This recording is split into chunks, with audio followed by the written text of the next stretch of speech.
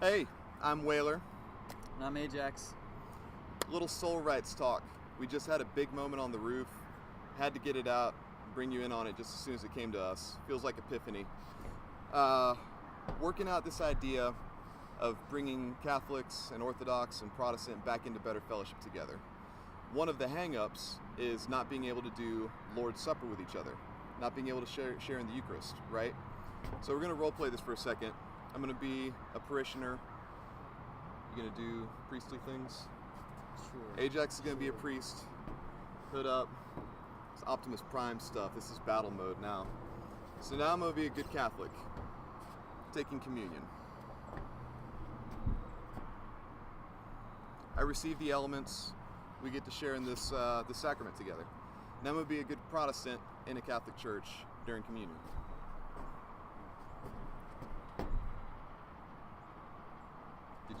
He prayed for me. So I've been blessed. I would like to be more blessed in this context by being able to share with the elements. I don't mind that I'm in a Catholic church, and I understand they have some conscientious difficulties to navigate. So what if we entertain a middle ground where there's another symbol? Okay, because this happens all the time. One family visits another family over the holidays, they all go to Mass together, and the Protestants are stuck with this, getting prayed for. That's nice, it's good hospitality. Or they're just sitting back waiting for, communion to be over because they can't participate all the way. What if we have something like this kind of a symbol? Okay, capital L of the lambda.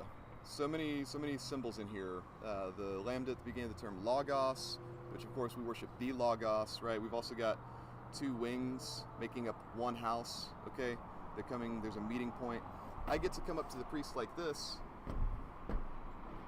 Oh, and all of a sudden I'm welcomed back into the elements. I don't have to be Catholic. He doesn't have to condescend too far past good conscience into Protestantism, because we would have achieved a baseline curriculum that says, okay, we believe enough of the same things to know that we are engaged in the same activity when we share these elements together. We don't have to believe all of the things.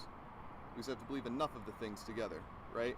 And we actually have this as a scriptural precedent. In Acts 15, we see the mess of what happens when out of nowhere a whole bunch of Gentiles come clamoring into the kingdom. Because the first half of Acts, it's nothing but Jews following after Jesus. It's nothing but Judaic Christianity. And all of a sudden Gentiles are coming in. And so you get the vision of the sheep, all the animals, Simon Peter, right? Okay. When the elders talked about it, they're like, okay, the Holy Spirit wants this to happen. What are we going to do? And the requirements that they had for Gentiles to share fellowship with the Jews was so small, it's ridiculous when you compare it to our day. They only had to do a few things. One was abstain from food sacrificed to the idols. Very prevalent in the economy of that day. They're going to have to do a little work to do it, but so what? Jesus is bigger and better, okay? Then they had a couple dietary restrictions that were pretty minimal. And then after that, it was behave yourselves. Don't engage in sexual immorality. 3 things was all it took to bring the Gentile Christians into fellowship with the Jewish Christians. Everybody could have a clean conscience. They didn't have to worry about shaking hands, becoming unclean by their rights. Everybody got along. So if it could work in that day, how much more could it work in this day? Really simple symbol. I think we could come up with a very simple curriculum that all Protestants and all Catholics could say, all right, maybe we're not in the same house just yet, but we sure do like visiting each other. That's it. You cool with it? I'm cool with it. I think we can work this out. Let's grind it out. Let's come up with this curriculum.